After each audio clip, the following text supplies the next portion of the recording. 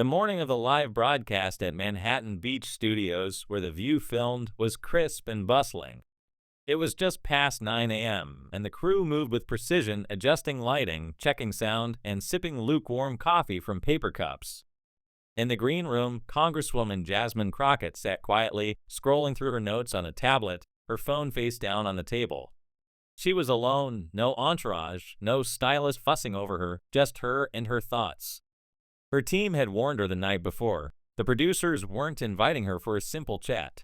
They wanted a moment, a soundbite, something to spark headlines and boost ratings. Jasmine wasn't fazed. She'd faced tougher rooms, congressional hearings, primetime interviews, policy briefings thick with bad faith questions and skeptical glares. This, though, felt different, not because she was nervous, she wasn't, but because she knew her calm confidence made others uneasy. A production assistant poked her head in, clutching a clipboard, her smile tight and rehearsed. 5 minutes, Congresswoman. Jasmine nodded once, stood, and smoothed her cobalt blue blazer, a deliberate choice that popped under studio lights. She passed a mirror in the hallway and paused, not to check her appearance, but to ground herself. She inhaled deeply, recalling the viral clip from 2 weeks prior, a congressman mocking her hair during a budget hearing. That moment had sparked this invitation. Her chief of staff's words echoed, "They don't care about your message, Jazz. They want your reaction." Jasmine had smirked then. They'll be disappointed. The studio was colder than she expected, the air sharp under the glare of overhead lights.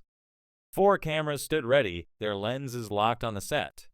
The hosts, Joy, Sunny, Alyssa, and Anna, sat at the table, flipping through cue cards, adjusting their notes. Joy offered a smile that didn't quite land. Sunny seemed distracted. Alyssa whispered something to Anna, who tilted her head with a faint smirk.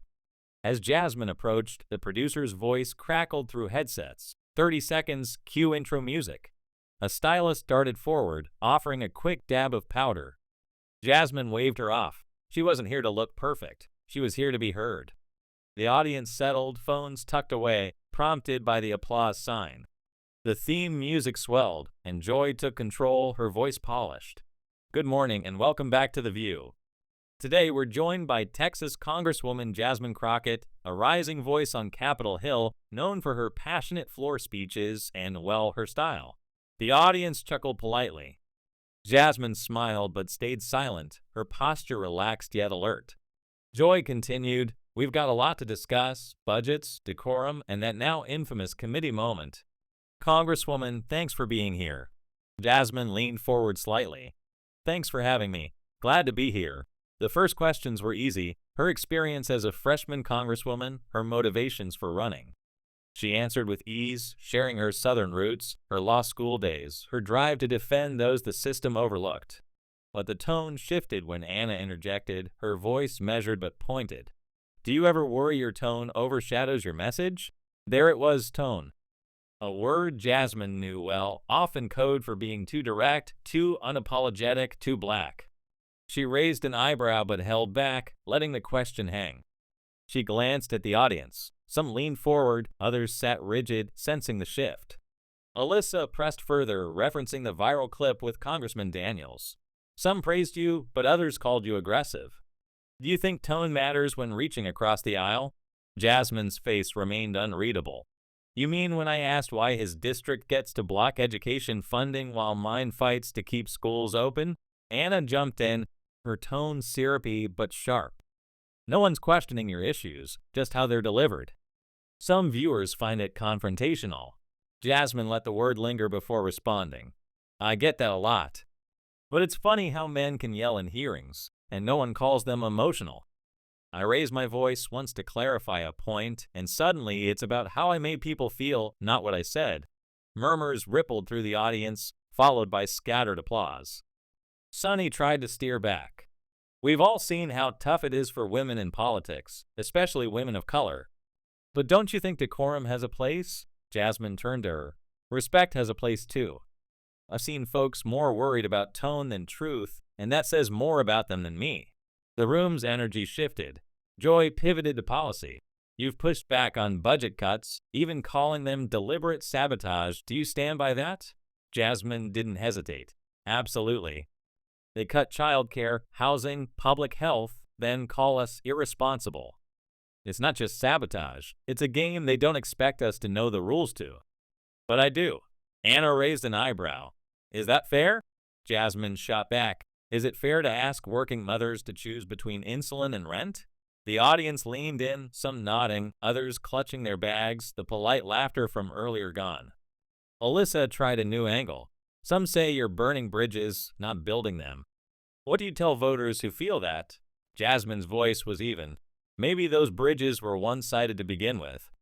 I'm not here to make people comfortable. I'm here for people who've been uncomfortable for decades. Applause erupted stronger now, a few heads nodding vigorously. Joy, sensing the shift, glanced at the producers. You're making headlines, but critics say you're feeding the vision. What would you say to them? Jasmine's smile was subtle but sharp. If you're more upset by my tone than the truth I'm telling, that says everything. The audience exploded, clapping, whistling, a few standing. The hosts froze, their practiced smiles tightening. The cameras caught it all. The panel's unease, the audience's fire, Jasmine's calm. Joy tried to regain control. We'll be right back after this break. The theme music played, but it felt hesitant, almost drowned out by the crowd's energy. As the lights dimmed, the producers scrambled, headsets buzzing with urgent whispers. Jasmine sipped her water, unfazed, scanning the audience. She wasn't here for their approval, she was here for their attention. Backstage, the air was chaotic. Producers paced, one on the phone with executives, another gesturing wildly.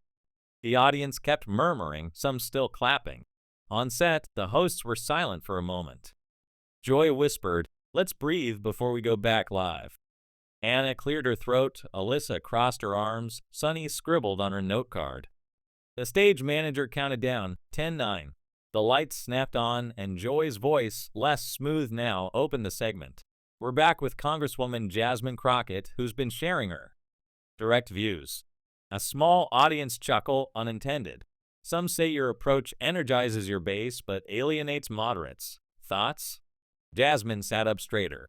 If moderate means watered down, I'm not interested. I can meet halfway on policy, not dignity. Anna jumped in. But isn't politics about compromise? Don't you have to soften sometimes? Jasmine's voice was steady. Sure, when it doesn't mean betraying the people I serve. But diluting their pain to make someone comfortable? That's not compromise, that's betrayal. Alyssa pushed back, sharper now. That's a strong accusation. Are you saying we're betraying people if we don't match your tone?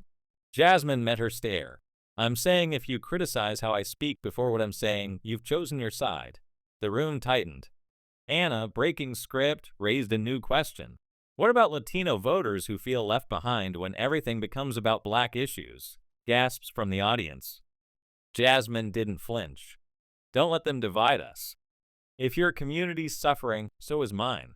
We should demand more together, not fight over scraps. The crowd erupted again, louder, a woman in the second row standing, shouting, that part. Joy tried to regain control. All right, let's keep it productive. Jasmine looked at the camera. You invited me here for a reason. Don't get rattled now that I'm telling the truth. The silence that followed was heavy, the applause even heavier.